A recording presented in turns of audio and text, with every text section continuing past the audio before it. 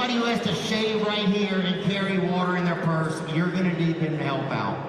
So I've been thinking about it, man. I've been charting it out, and I kind of think New York City again, right? Okay, hear me out. Just because you don't want somebody that's their first 9/11. You want somebody who's been through a 9/11, right? You want somebody who knows how to 9, who knows how to 11, right? Oh, where are you gonna have it? Grand Rapids, Michigan, dude? 2 people will die, dude. People will hate it. People will walk out of your 9/11, dude. So, okay, all right, still doing bad. That's okay, guys. That's okay. What else can we talk about? I don't know, what do you feel like? So where are you from, bro? Let's get into that, all right? Yeah. You're from Michigan, how is it? Good? Better than this show. Okay, that's a good answer. I feel you. I feel you, dude. I'm from Louisiana, man. It's an okay place. Yeah? It's pretty chill. They just busted a dude in my hometown there with a 30-pound bag of hamster bones on him, actually. So, they got him. How many hamsters do you think that is, if you had to guess, somebody? 30 pounds of HBs. 2? Yeah, at least 2. 30 pounds of hamster bones. Now you gotta think if they had 30 pounds of hamster bones, 2 hamsters. You got Galapagos hamsters? You got those rideable hamsters, huh?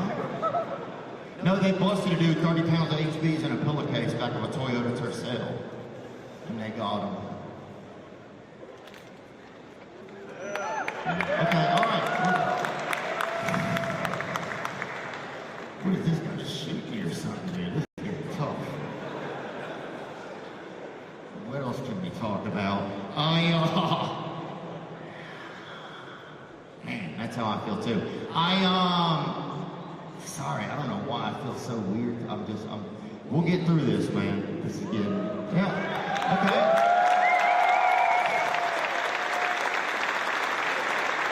I came over here to support you guys. This is the worst. You guys are like, we'll help you, dude. All right. You can. What else can I talk about? Well, I'm drug-free 2 years, man. So,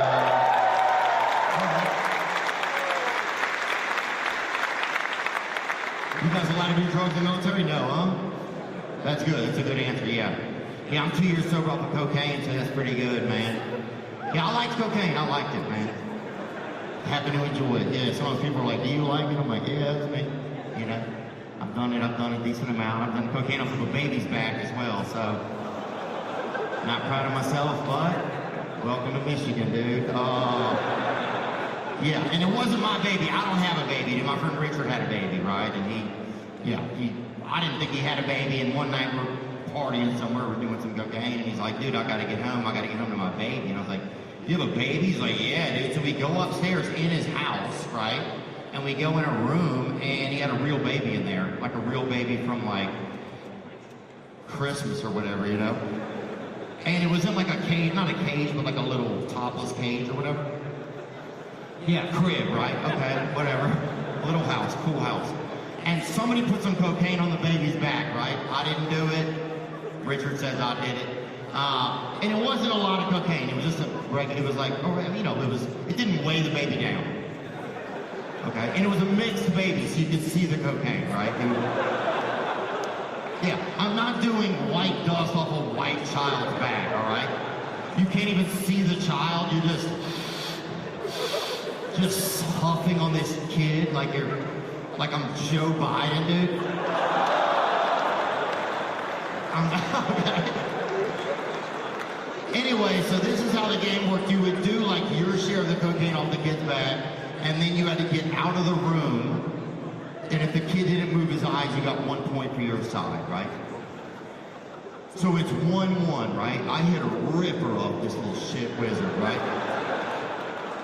I mean, I hurt my neck doing it. I mean, this kid will never have scoliosis, right? This kid will be in the Nutcracker Suite every year.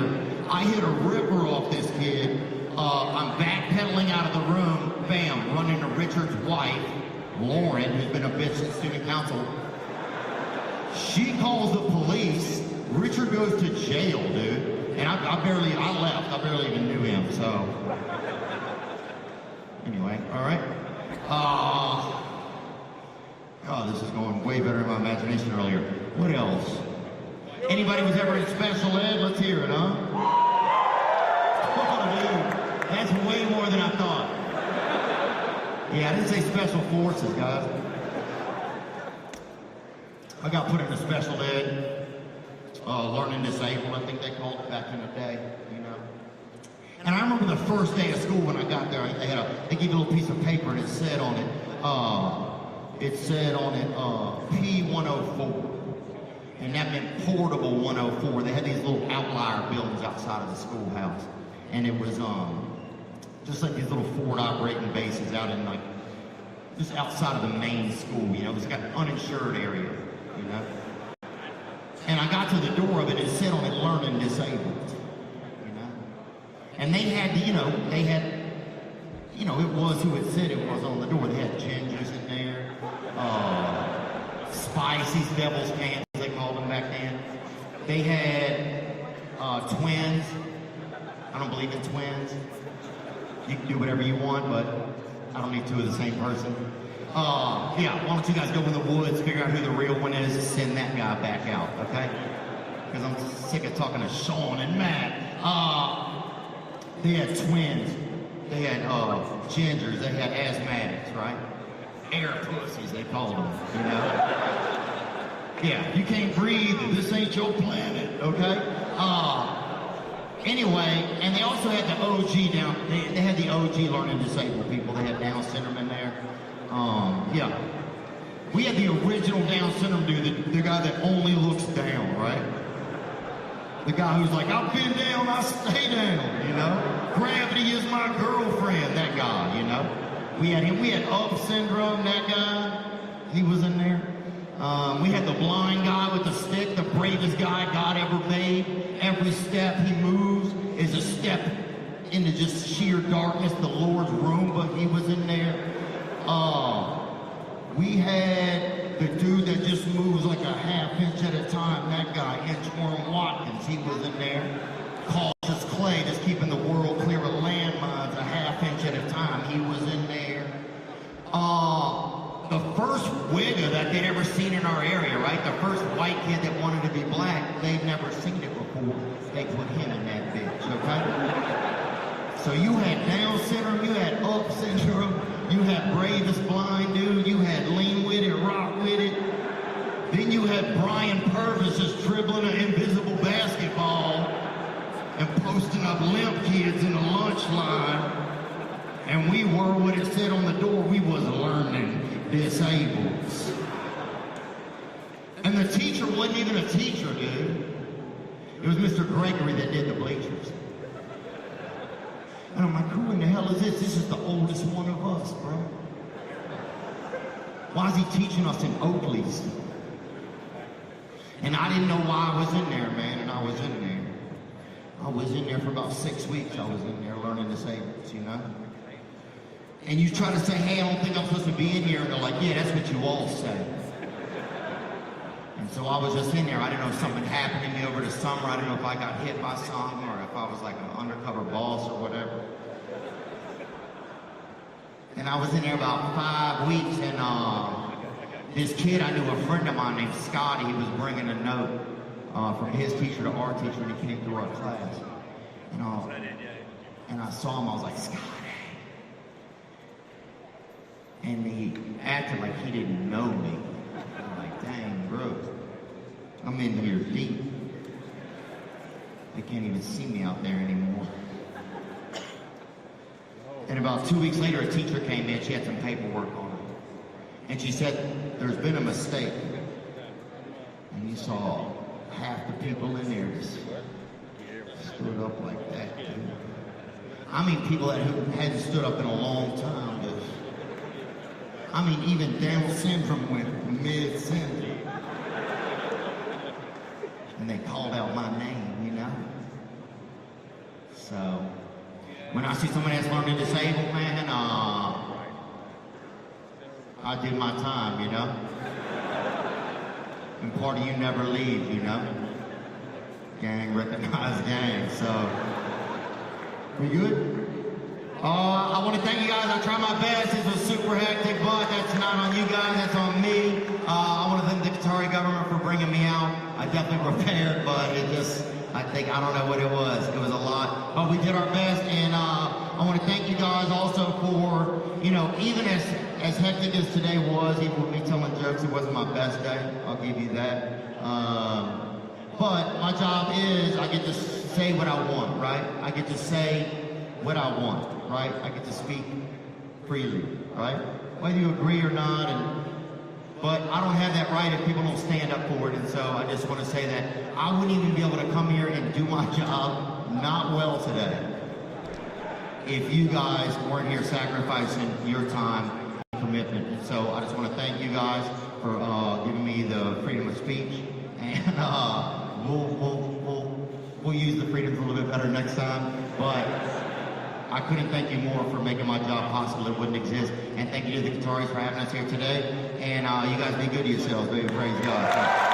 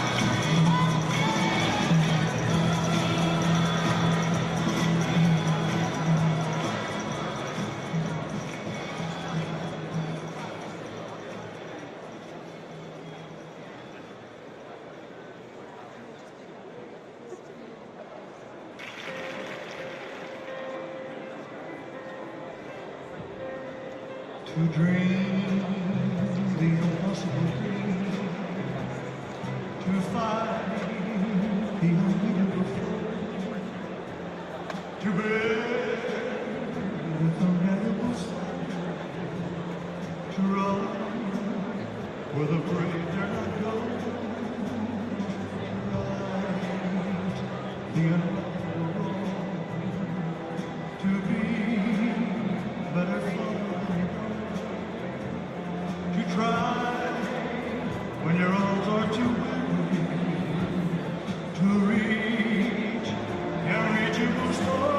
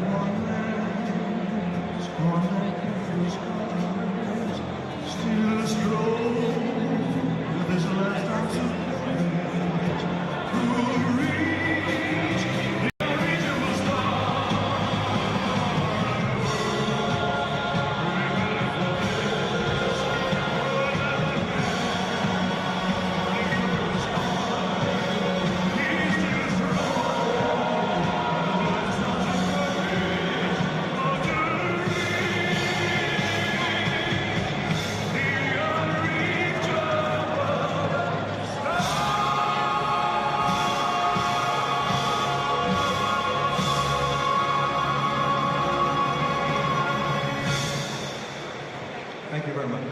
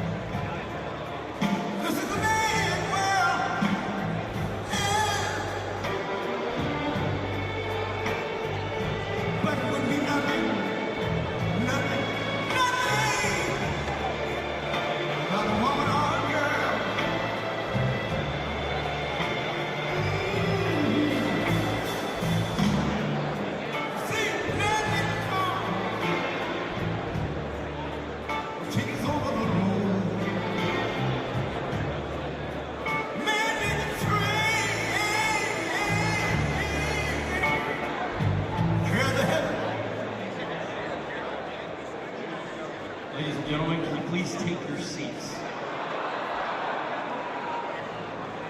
Say again, please take your seats and remain in your seats from this point forward. Thank you. This is a man's world. For the women, nothing. Like a woman or a girl.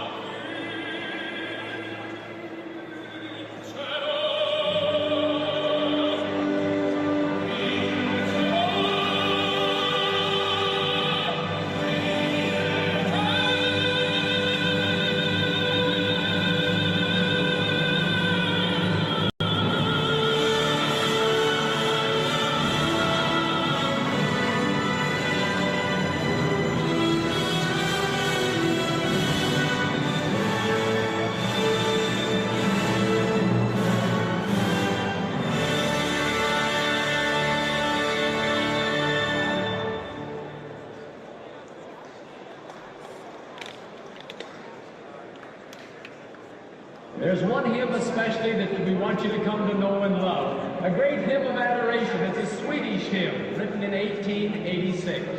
How Great Thou Art. Here in Melbourne, we have two crusade choirs. The ones you see on the platform this afternoon and down here have the red identification badge on, and we have a green choir which will be here tomorrow.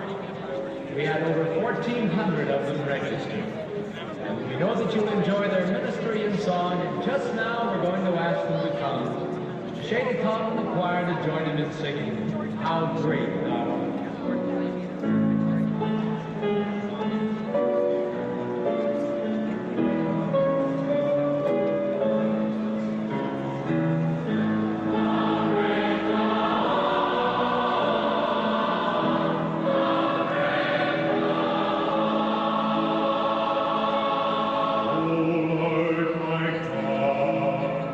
When I awesome wonder consider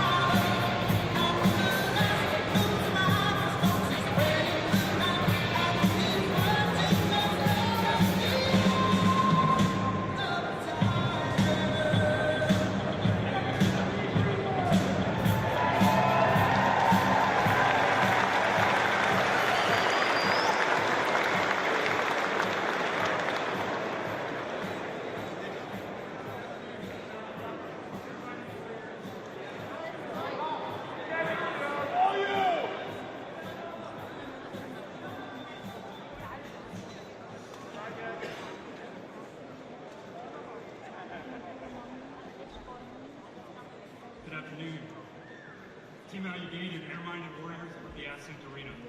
I'm Chief Master Sergeant Joshua Weeder, 9th Air Force and Air Force's Central Command Chief. Today, I have the honor of introducing the Secretary of Defense, who will introduce the President. But first, I want to take a moment to say thank you to all of you. Thanks for your patience today. We know that you've been here for a long time. More importantly, thank you for what you do. Thousands of U.S., coalition, and Qatari service members work on this installation, with hundreds in this hangar today, representing many functions, specialties, and responsibilities. We've all deployed here from locations around the world. Although we've came from different locations and performed different functions, we are all united with a shared purpose of defending our personnel, our partners, and maintaining stability in the region. From the Grand Slam wing to the Ascent chaos, from our airmen turning wrenches on the flight line to our top-notch soldiers protecting us every day, all of you have been central in our efforts to restabilize deterrence and maintain stability and security in the region. Thanks for being here today. I'm proud to be your chief, I'm proud to serve alongside you, and I'm proud to serve you. Lastly, to our Qatari hosts, a special thank you for being amazing partners, for offering this hangar as a venue, providing the food, and all the work that you put into making this a great event. And now, it's my distinct honor to introduce a leader who is also deployed to the Command Central region and is now serving all U.S. warfighters as our 29th Secretary of Defense. Please stand and give a loud Team LED welcome to the Secretary of Defense, Pete Hegseth.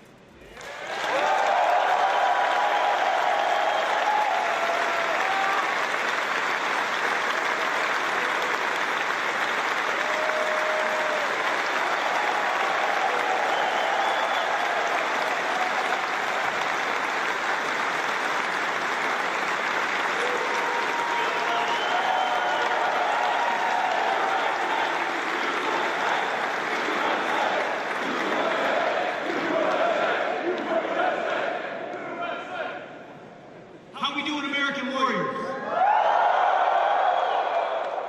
What an absolute honor it is to be here amongst America's best alongside our allies. I look out into this audience and I truly see the eyes of American strength, the eyes of American deterrence, the eyes of Americans who put America first. So on behalf of a grateful nation, I want to thank you for your willingness to take the prime of your life to raise your right hand to defend our Constitution and our great nation. We salute you, we thank you and your families these 6,000 or 7,000 miles away. You know, I have the distinct privilege every day of watching President Donald Trump put America first. From the Oval Office to foreign trips, every single moment he has the best interests of our warfighters in mind. He wants to ensure in every situation, in every scenario, in every conflict, we have your back. And that's his message to me. He says, Pete, we better have their back as warfighters every time. We have three things at the Department of Defense that we're doing to ensure we achieve peace through strength and put America first. Number one, we're restoring the warrior ethos. No more political correctness, gender pronouns, DEI, CRT, or climate change. We're in the business of warfighting. Accountabilities, standards, warriors, and lethality. And the American people have responded. The young people of America have signed up in historic numbers, which is why you've seen recruiting skyrocket across the country in historic ways, responding to their commander-in-chief, Donald Trump. You've also seen retention in our ranks at historic numbers as well.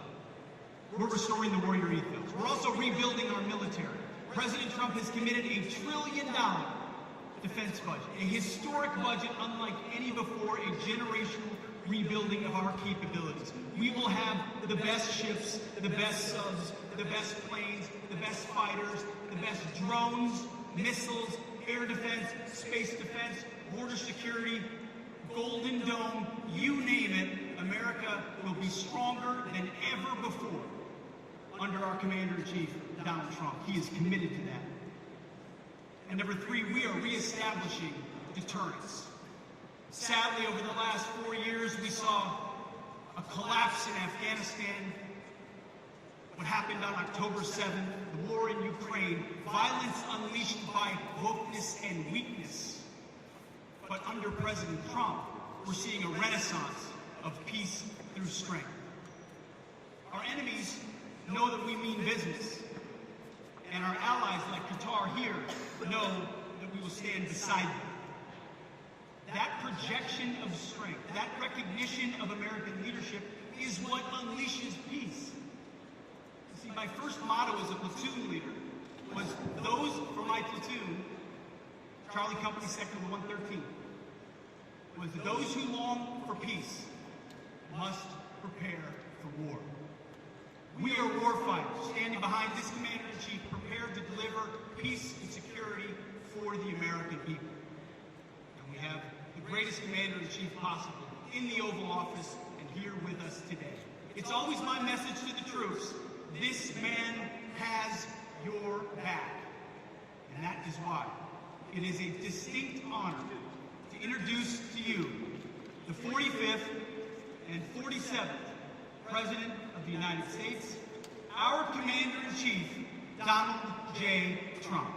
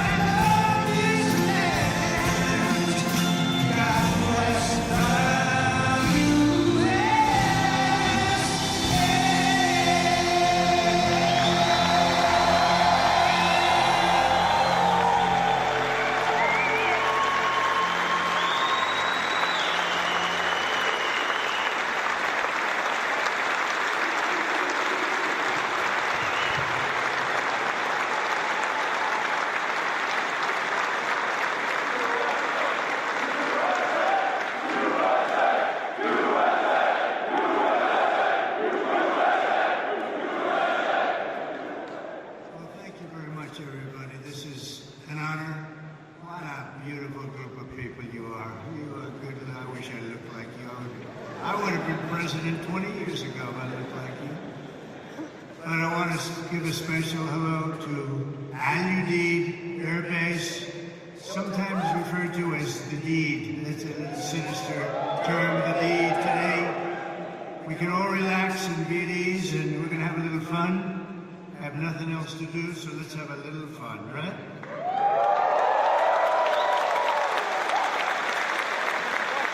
I'm thrilled to be here with the men and women who embody American strength and pride, the warriors of the United States Armed Forces. It's an amazing group of people. You are, without a doubt, the greatest fighting force in the history of the world. That's the way it is. I said it last night. I said it strong. We have the strongest military in the world. Not even a contest. We have the best equipment. Nobody has equipment like us. Nobody has the planes or the missiles or anything else. And as your Commander-in-Chief, I'm here to say that America's military will soon be bigger, better, stronger, and more powerful than ever before. We just did a budget. The budget was the highest by far, over $1 trillion. It's a lot. It's a lot of stuff, and hopefully it's peace through strength. Hopefully we don't have to use it, because we use it. I feel sorry for the other guy, but we don't want to have to use it. I want to recognize a true warrior, and that's our Secretary of Defense. They put him through hell, the radical left did, and he's incredible. You know, he went to the best schools, he did the best stuff. He's a smart guy, and he's a great guy, and we just listened to his words standing backstage when he was speaking, and he really has it right on the peg. Pete Hegseth, he's going to be great. You're going to love this guy. You're going to love him.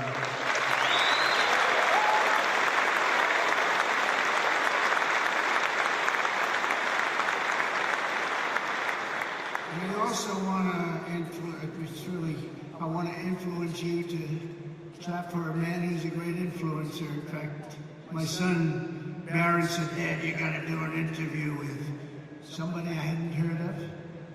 But my son knew very well, he knows everyone. He said, Dad, this is before the election, you know, we won in a landslide in case you hadn't known. But he said, Dad, you got to do an interview with a guy named Theo Vaughn. I said, who the hell is Theo Vaughn? He said, Dad, he's such a big guy, you got to do an interview. So he knew all the names, I didn't know the names. And where is Theo? He's around here someplace, I think. Hey, Theo, thank you.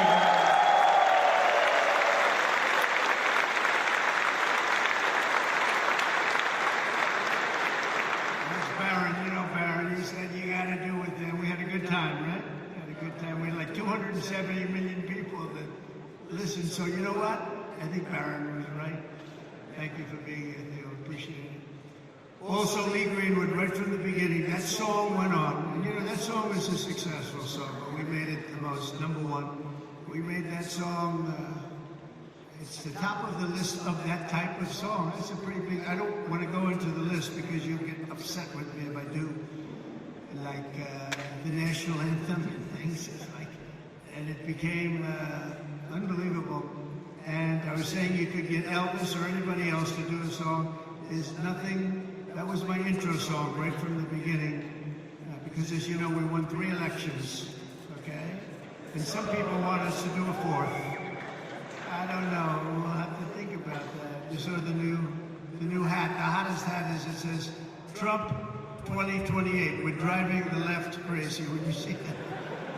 We didn't need that hat, but it's been an amazing period of time. And when Lee Greenwood did that song, it went from the first day. I came out and played it. It was a great song, but we didn't know. And then I did it a second time, a third time.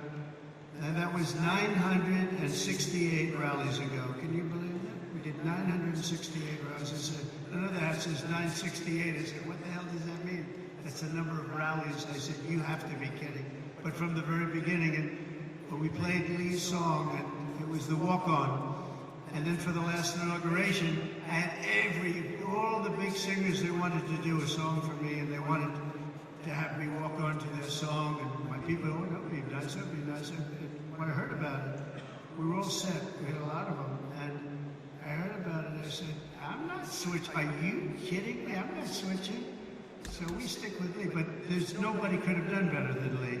And he's been so loyal and so great, and it's been really about 9 years of that stuff. And, you know, we had really, honestly, we had 3 unbelievable campaigns, and it's been an honor. And there's nobody been stronger than the military in terms of backing us, nobody. So I just want to thank you all very much. Great honor. Thank you very much.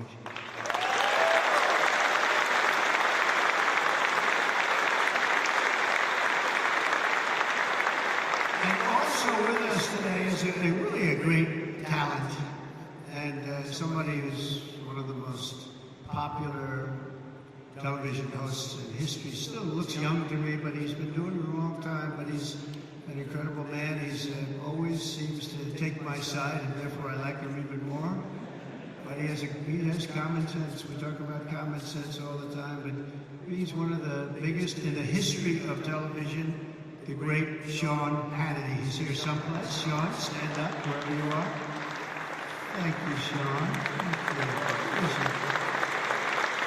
Thank you, Sean. Thank you. He was a little shy for a change, I think. I've never seen that. We're also grateful to have a very excellent ambassador, Timmy Davis. Everybody loves him. Timmy, thank you.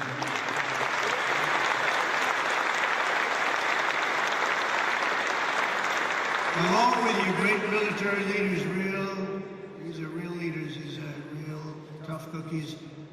Lieutenant General Derek Trapper France, Major General David Shoemaker, Brigadier General Richard Deuce Dickens, Chief Master Sergeants Chris Murphy and Joshua Wiener, and Colonel Brian Ellis. We want to thank you, amazing people. They're real leaders, and this is one of the great bases anywhere in the world, and we're lucky to have them. Thank you very much, fellas.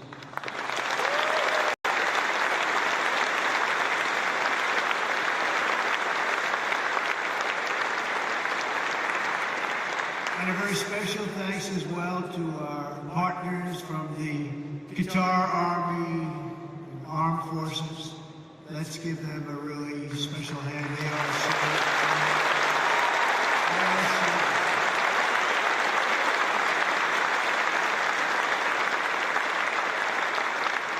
and in particular, we want to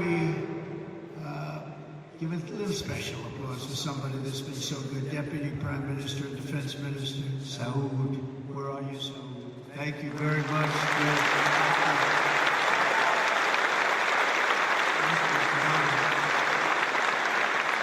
Yesterday we signed an agreement for Qatar to purchase $42 billion worth of the finest American military hardware, including THAAD missile batteries, Pegasus refueling aircraft, Desert Vipers, light armored vehicles, amphibious combat vehicles, the MQ-9B, and the Sky Guardian drones. That's all the best stuff. If it isn't, please stand up and tell me we'll get something else. But I believe it's the best. Qatar will also be investing $10 billion to support this massive base in the coming years, and there's no place like it, they say. And a man, a leader, Amir, he's been a special friend of mine for a long time, long before I did the political thing. When he was a novice, he was a young guy, and we got to know each other. We liked each other and got along long before I ever thought of running for president. And it's nice when you have that kind of a relationship. We got along right from the beginning. He's a special guy. He's a great leader of your country. So I want to just congratulate you on that, and all the Qatari people. A spectacular group, and it's an honor. And I don't think our friendship's ever been stronger than it is right now. You had the last administration. I don't know if they knew too much about what was happening, but this administration does. And you will never see anything like the relationship that we have. We just left Saudi Arabia, as you know, and you have a fantastic Crown Prince. He is a fantastic guy likewise. And we're going from here, we're going to UAE and United Arab Emirates, and we're going to see another leader. It's an amazing part of the world, and our relationship has never been stronger. And you're going to see that as time goes by, but with us it's not words. As you know, I'm in the midst of a very historic trip, visiting the key partners in the Gulf. We had just some incredible stopovers and a wonderful day. Yesterday we had the dinner, however, with His Highness the Emir, and he's going to see him in a little while. I'm going to be saying goodbye to him, but we'll be saying hello again very, very soon. No visit to the Gulf would be complete without stopping to salute the people who keep America safe, strong, and free, and the patriots of the United States Army, Navy, Space Force. I love Space Force. I had to say that's by the Navy. You know, I started that and they said that will never work. Oh, it worked. You know, we were way behind Russia and China, and now we're way, way ahead of everybody. So Space Force, I'm very happy. That was my, you know, not since the Air Force has that happened. So we created a force, and it's a big force, and it's a brilliant force. So Space Force, thank you for doing such a great job. The Marines, and of course the United States Air Force. Udeid is the home of the legendary 379th Air Expeditionary Wing, known as the Grand Slam Wing. We also have the 1st Expeditionary Theater Support Group. You got them all, and let's not forget the top-notch Army soldiers from the 11th Air Defense Artillery, the Imperial Brigade. Thank you, that's great. We also have the 8th Expeditionary Air Mobility Squadron, known as Mighty Ochos. Where are the Ochos? We don't want to fight with them. All of you are the tip of the spear. You're the finest we have. Anywhere in the world, you're the finest we have. You're the finest anyone has in the fight against the enemies of civilization. You're the people that are defeating chaos, combating terror, defending our interests, supporting our allies, securing our homeland, and making America incredibly proud. And you know what? Making America great again. That's what's happened. It's happened very quickly.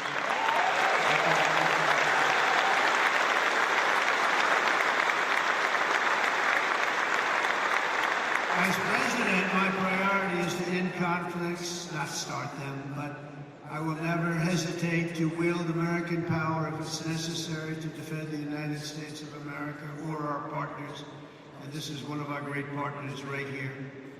When we're threatened, America's military will answer our enemies without even thinking about it. We have overwhelming strength and devastating force. And we had people that didn't like to talk about that, you know? They didn't want to talk about the level of quality that we have. They didn't want to talk about anything. We're going to have a big parade this year, you know, in Washington, D.C., a real parade. And I'll tell you just a little story. A week ago, I called up a certain country and they said, oh, we're celebrating the victory of World War II today, sir. Oh, really? I speak to one of the presidents or prime ministers or whatever. And they were so busy, yes, we're celebrating the victory of World War II. And I speak to another one that they were celebrating. And the fact is, Russia was celebrating, France was celebrating. Everybody was celebrating but us. And we're the ones that won the war. We won the war.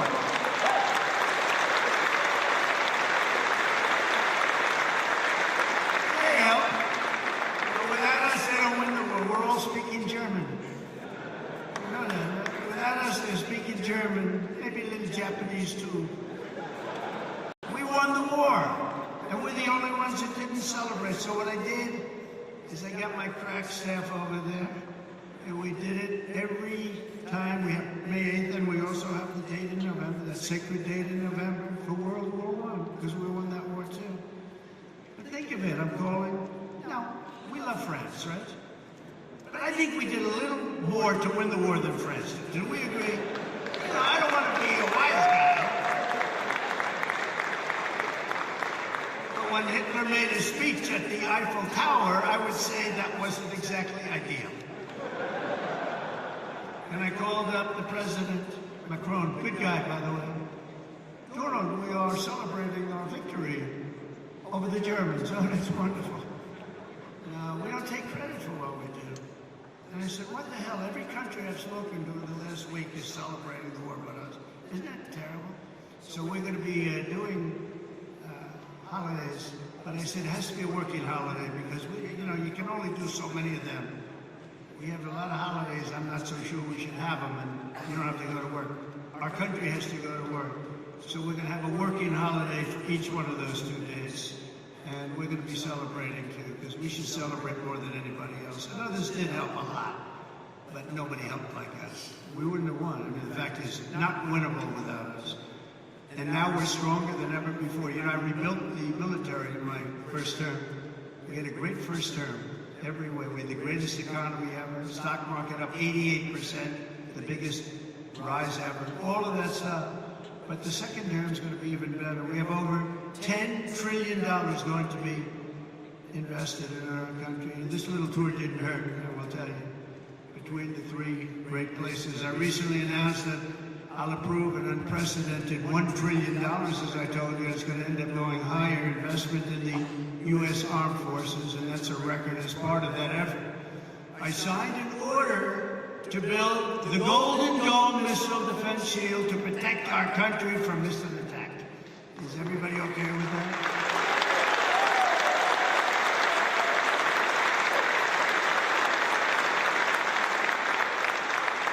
It was called the Iron Dome, but I changed it to the Golden Dome. I thought it was a little more beautiful. Maybe a little more modern or something. But we're going to have it, and it's amazing, actually, what they do. It's going to cost many billions of dollars, all made in the USA. I want it all made in the USA. The days of making our parts all over the world because we have wonderful partners now. It's America first now. America first. We're going to make it all in the USA. And we're going to, by the way, it's America first, but we're going to take care of other countries. We're going to have plenty left over. Because we're doing things now. You know, 6 months ago, our country was laughed at. Now our country is respected again at a level that it hasn't seen in a long, long time. And we're going to keep it that way. And our Air Force will soon have the world's first and only 6th generation fighter jet, the F-47. Why did they name it 47? Does anybody know? It was a nice thing. But it's quite the plane. They say there's never been anything done, but we're also looking at an increased version of the F-35. I think we're going to call it the F-55, which will be a double-engine plane. I like 2 engines on a plane. I'm sorry if I say that. But does that make sense to anybody? Does anybody agree, General? Do you agree with that? I like it. Thank you. So many of you, sir, this engine is infallible. No engine is infallible. I like 2 engines on a plane. Should have been made with 2 engines. If I were here, you would have had 2 engines, and you would have had a lot of other victories, by the way. But we're going to do, when you think of it, Russia, Ukraine would have never started. October 7th, Israel would have never happened, because Iran, as you know, was broke. Okay, we're unable to fund Hamas or anything else. It wouldn't have happened. We wouldn't have had the disaster of Afghanistan, the leaving. We were getting out, but we're getting out with dignity and strength. We're going to keep Bagram Air Base. We're going to give that up because it's 1 hour away from China. 1 hour. You know who occupies it now? China. The damage that administration did to this country is legendary. Allowing 21 million people through an open border where anybody could walk into the United States of America is something that will never be forgiven. Grossly incompetent and evil, bad people too, bad people.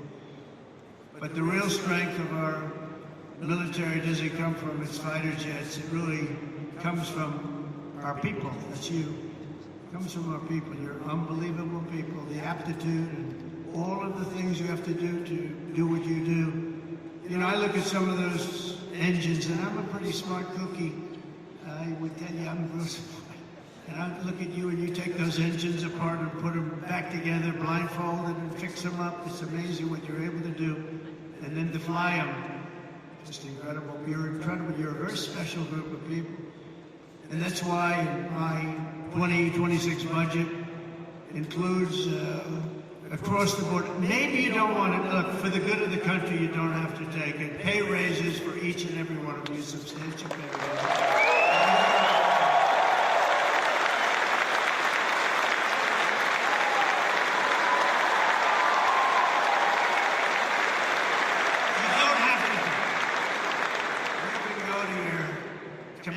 officers say, sir, I'd rather not take that pay. I love my country, sir. I don't want, I refuse to take it. Anybody here, raise your hand, please, if you refuse to take it. Well, at least we have smart people. That's good. So you do your duty for us, and as Commander-in-Chief, I will always do and fulfill my duty to you. That's what I'm doing. Under the Trump administration, we're liberating everything in our armed forces from really radical social experiments carried out under the previous administration and beyond that, and actually beyond that, and restoring the strong and fierce spirit of the American warrior, the American fighter. On day one, I signed an executive order stopping our service members from being forced to endure endless training sessions on political correctness. We don't care if you're politically correct. And I directed the reinstatement of all patriots expelled from our military by the COVID vaccine mandate, which should have never happened. They're being returned at their former rank with full back pay. Very important. After years of not making our enrollment targets, to me this is the biggest thing. Our military suddenly has the best recruiting numbers that perhaps they've ever had, but certainly in 30 years. Think of that. You go back 6 months ago, we couldn't get people to join the military. Nobody wanted your job. Now everybody wants your job. So we went from having the worst numbers we've ever had in terms of recruitment. That included police officers also, firefighters, but police officers. But in the military, think of that. You couldn't get people to join the military, and now we're brimming over. We have the highest numbers we probably, minimum 30 years, but probably have ever had, because there's such an incredible spirit now in our country. We have a whole new spirit, and it began on a date, November 5th, that was election day.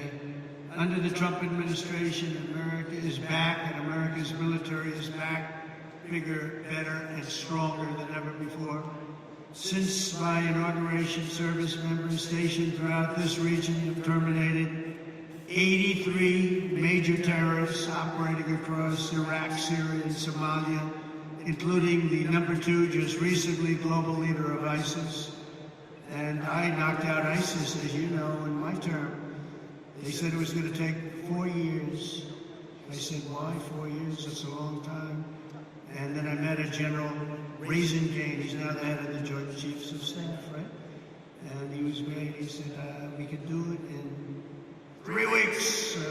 I said, well, I was told 4 years, General, by your television generals in Washington, D.C. And he didn't want to be disrespectful to them. He said, sir, I'm telling you, you want, we can do it in 3 weeks. And that's what he did. He knocked out 100% of the ISIS caliphate in 3 weeks.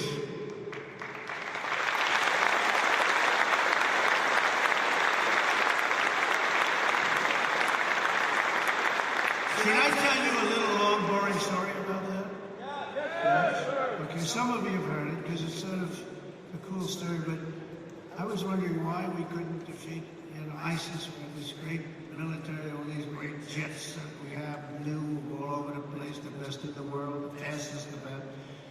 And I went out and I said to a certain general, Washington, D.C., television general, not much of it. There's a real general on the television. You have the television guys and you have the real generals. And I said, General, how long will it take us? Because it doesn't make sense. We're spending a lot of money on defeating ISIS. And they don't have great equipment. They, in many cases, don't even have equipment. They're vicious and they are good fighters. We always have to respect that. Sir, it'll take at least 5 years, sir. I said, 5 years? That's a long time. I mean, we have jets, they have knives, so it's going to take 5 years. Yes, sir. I said, I don't really believe that, so I did something that I've never done before. I said, I want to go to Iraq. And I want to meet with the people in Iraq because maybe they're different, but I couldn't understand how a large and powerful terror group would last so long. And so I scheduled a flight, meaning I left at 3 o'clock in the morning. It was pitch black. We left very, very under guard. We traveled to Washington, D.C. There was nobody around. Got to the hangar at about 3:15. Air Force One was waiting for us. Pilots, best looking human beings I've ever seen. Even better looking than Tom Cruise, and he's a friend of mine. Okay. These guys were central casting, and they could also fly. And we headed out about 3:30 in the morning, pitch black. We headed for Iraq, and nobody knew I was going. Nobody. And we're flying, and we're starting to get close. And they come to see me, and they say, "Sir, we have a problem. What? We're flying over enemy territory very soon, sir. Could we please turn off your lights?" I said, "My lights? We're flying in Air Force One. We just spent trillions of dollars on fighting you can't fly in with lights on?" "No, sir, it's very, very dangerous out there." So I said, "Oh, obviously turn them off." Then he comes in addition to the lights, we want to turn down the shades. So I said, "You mean not even shades?" "Okay, we turn down the shades." And I said, "I want to go upstairs. This is 747, 2 levels, beautiful plane." Just ordered new ones, by the way, beautiful new ones. And Boeing just, by the way, did the biggest order in the history of Boeing. Just did with your beautiful territory right here. They ordered, I think, 160 planes. I think it's the largest order ever for aircraft. So I salute the people from Boeing, Kelly, and everybody, and General Electric. The engines are General Electric Super Prime, and I really think it's great. Congratulations. But I go up to see the pilots because I love sitting with the pilots.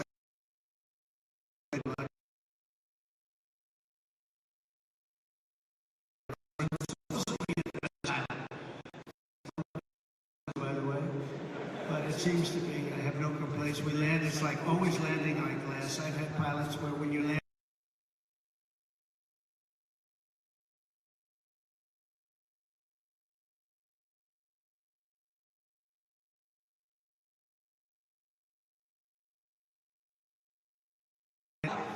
but these pilots land us, and the 747 is a hard one to land.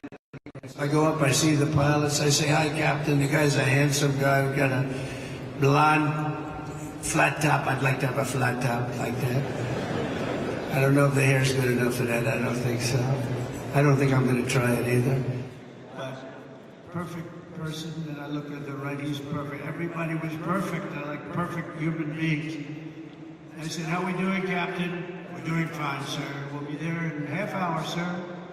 I said, "They want the lights turned off, Captain." And they do, "Yes, sir." They're doing the right thing. "Oh, that's great, Captain.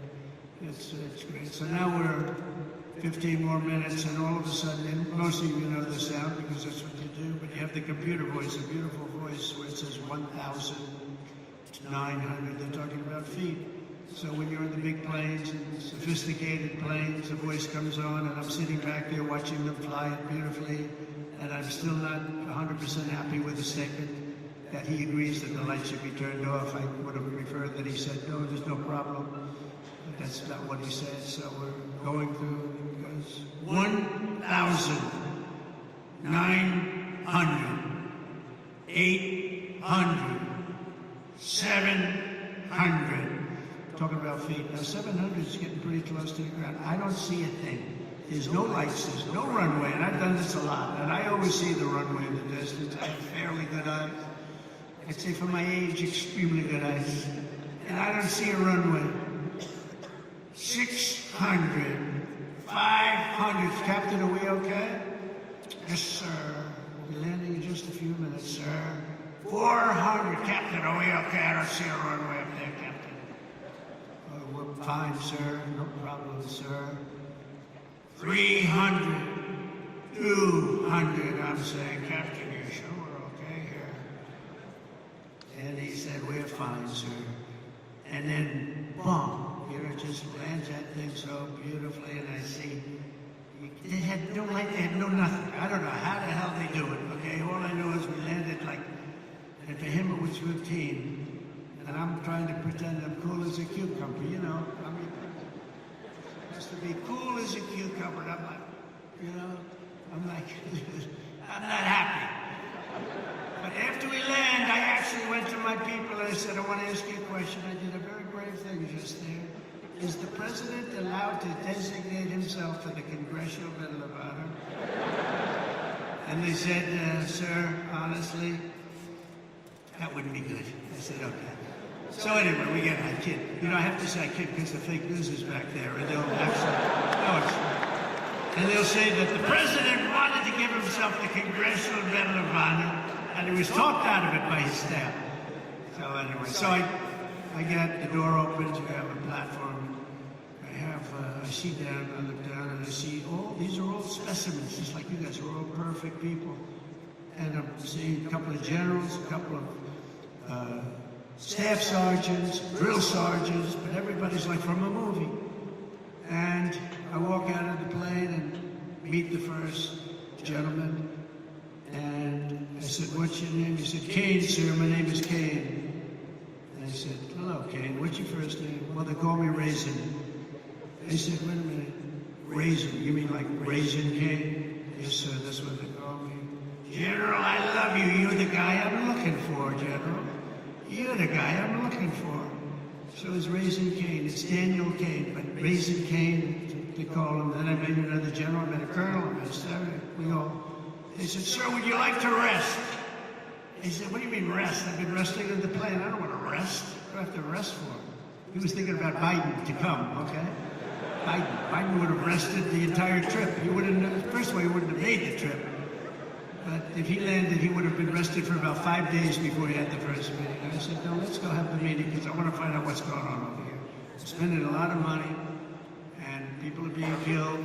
I want to find out why it's taking so long. So let's go right away. So we went to almost like just a very secure room that was in the form of a boardroom. Very professional, however. It was very highly sophisticated with the equipment. Best you can buy. We have the best you can buy all the time. But I went into the room and I said, General, so they tell me in Washington it would take 4 to 5 years to defeat ISIS. And I want to know from you, is that true? Is that, no, sir. But it's not my place to say, sir, because they are the ones that call the shots. I said, well, if you disagree, it's not the military way, sir. You have to listen to them. That's a chain of command. I said, oh, that's great. I'm not sure I like that system.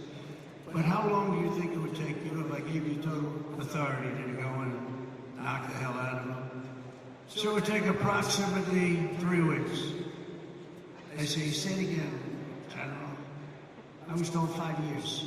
Sir, it'll take 3 weeks and you'll have time left over. I said, you gotta be kidding me. Where the hell have you been? And then I sort of was really in disbelief because I said, you know, I've been here for so long, we've been fighting it. How long will we fight him? 18 years or something? Now here's the guy telling me 3 weeks. So I said, General, how do you do it in 3 weeks? He says, well, sir, I don't like saying this because I do have people in Washington, but I'm going to say it.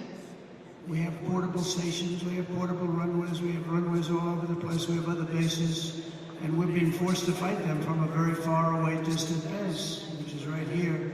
And by the time we get there, we have to come back because there's no fuel. And we're way too far away, sir. And they're over here, and he shows me a map. And we're over here, and we're all the way here, sir. I said, why didn't they use the other bases? Well, they didn't want to disturb the country where those bases were located. I said, we give those countries billions of dollars. We can disturb them a little bit. They wouldn't know what we're doing anyway. Are they going to know where the planes are going? Not really, sir. I said, so what would you do different? He said, well, sir, I'd start from here, and he went through a whole thing. And I'd hit him from the left, I'd hit him from the right, I'd hit him from underneath, I'd hit him from the top. I'd hit him from every angle, sir. I'd hit him so hard and so fast they wouldn't know what the hell is happening. He said, and you think you can do that in 3 weeks? Yes, sir, we're going to have time left over. And I said, let me think about it, General. I went back to Washington, and I spoke to a couple of people, and they said, I don't think so, sir. I think you're talking about years of fighting. And then I called the General. I said, so, General, you still think you can do it in 3 weeks? And a lot of people think you can't even come close to that, sir. We'll have time left over. They said, go do it, General. Go do it. Thank you, sir. And he hit the hell out of him. He hit the hell out of him.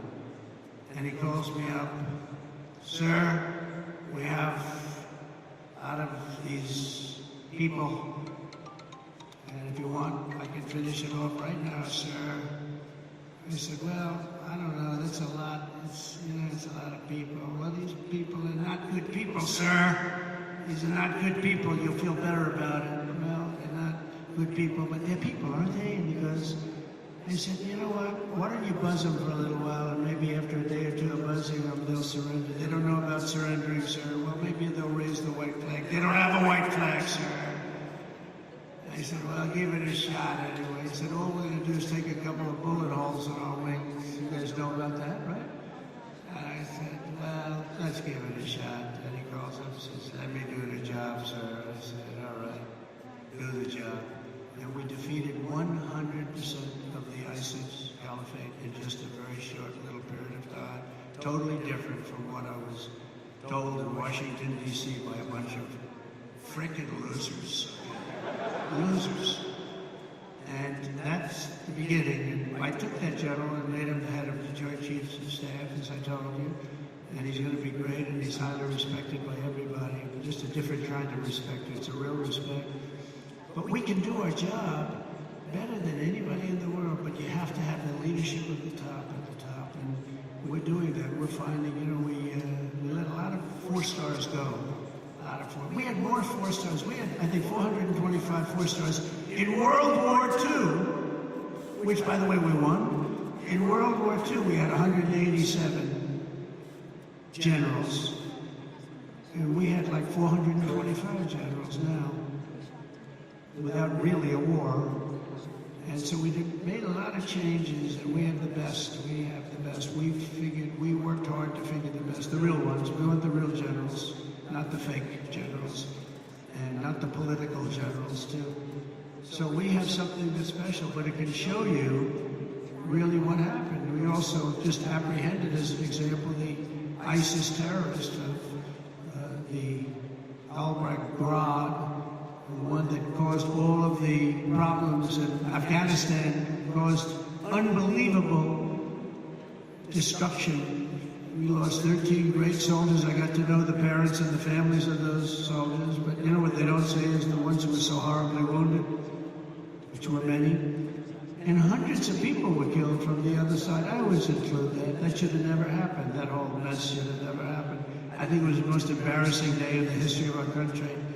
And we're not going to have things like that happen anymore. And again, we should have kept the air base. Should have kept it. We left it. And we left, and it was a very embarrassing moment in the history of our country. That'll never happen again. There are a lot of people that said that Russia went into Ukraine. When they saw that, they said, wow, we didn't think that was possible, but it's not possible any longer, I can tell you. That's another one would have never happened if I were president. Russia would have never gone into Ukraine. All of those things, it would have never happened. But the Afghanistan withdrawal, not the fact that they withdrew, but the fact that the way they did it was so horrible and so embarrassing. So we brought this horrible person to justice, to American justice. We caught the person that set off that bomb. And all of this is possible because of the work that you do with partnerships that you forge. In this case, it was Pakistan. And by the way, I don't want to say I did, but I sure as hell helped settle the problem between Pakistan and India last week, which is getting more and more hostile. And all of a sudden you'll start seeing missiles of a different type. And we got it settled. I hope I don't walk out of here and 2 days later find out that it's not settled, but I think it is settled. And we talked to them about trade. Let's do trade instead of do war. And Pakistan was very happy with that. And India was very happy with that. And I think they're on the way. You know, they have been fighting for about 1,000 years in all fairness. So I said, I could settle that up. I can settle anything. Let me set it up. Let's get them all together. How long have you been fighting? About 1,000 years. Oh, that's a lot. I'm not sure about that. I'm not sure about settling. That's a tough one. They've been fighting for a long time. But we got that settled. Everybody was very happy, I'll tell you. That looked like it was really going to be escalating out of control. But with us today is the first sergeant of the 379th Wing, Master Sergeant Patrick Elders. And Patrick, wherever you may be, where are you, Patrick?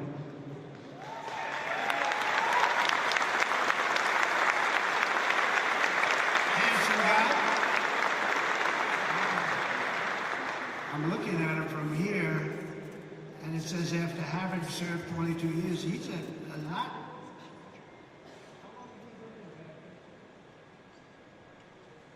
That's amazing. It looks like he's like 25 years old. I'm saying 22 years. He said, we must have this mixed up. We don't have it mixed up. I guess when you love what you do, you stay young, right?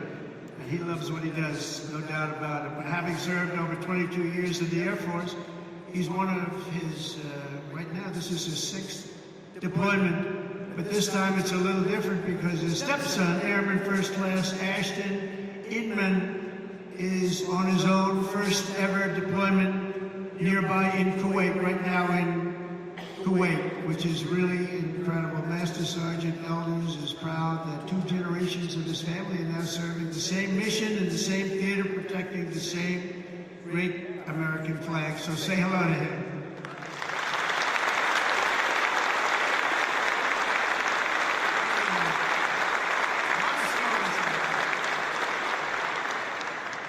A lot of stories like that, and I want to thank Airman First Class Inman also very much. That's a great story. That's a great story, and we have many of them. I guarantee in this room right now there are many such stories. There are several married couples serving side by side in uniform at this base, including Staff Sergeants Tyler and Paige Duck. Where is Tyler?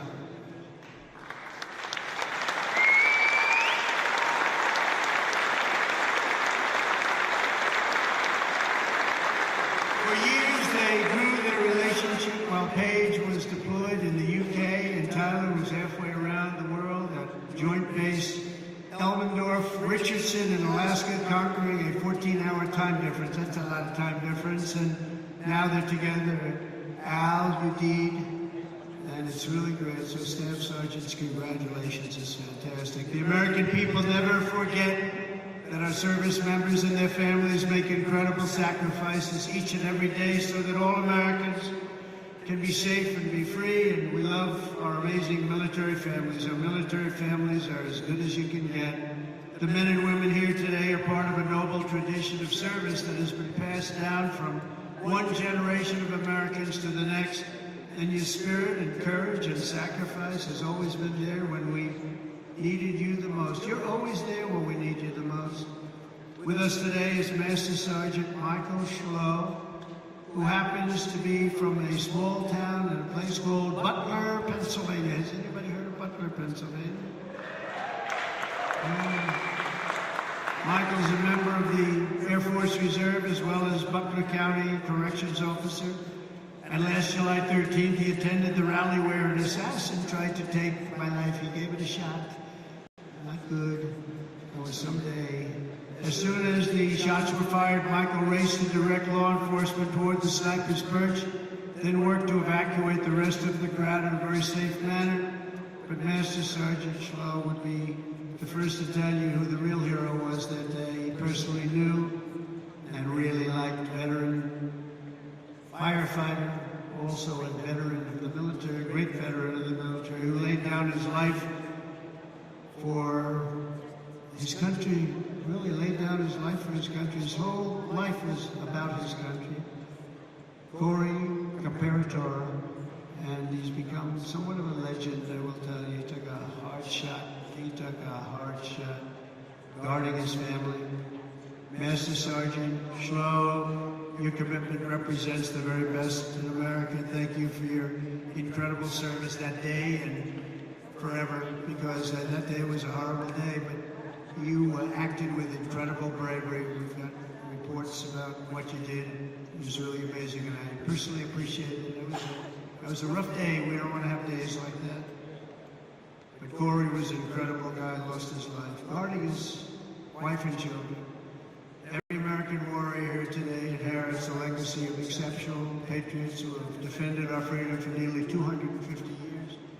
You carry on the glorious tradition of the heroes of Lexington and Concord, Gettysburg and Belleau Wood, Normandy and Midway.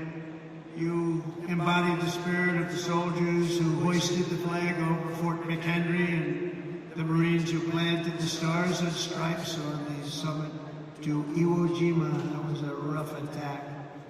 You carry forward the mission of generations of Americans before you who marched through halls of gunfire, trekked over rugged mountains, stormed across scorching deserts, sailed through hostile waters, conquered unknown dangers, and poured out their blood and guts in battlefields all over the world. The military is incredible, and we won our independence. We preserved our union, protected our way of life, defeated fascism, crushed terrorism, liberated millions and millions of people from bondage, and brought communism to its knees. That's what we did.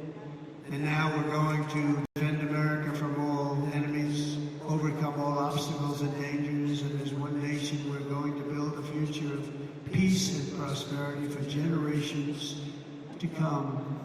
Together we will stand strong, we will stand proud, we will live free, and we will fight, fight, fight, and win, win, win.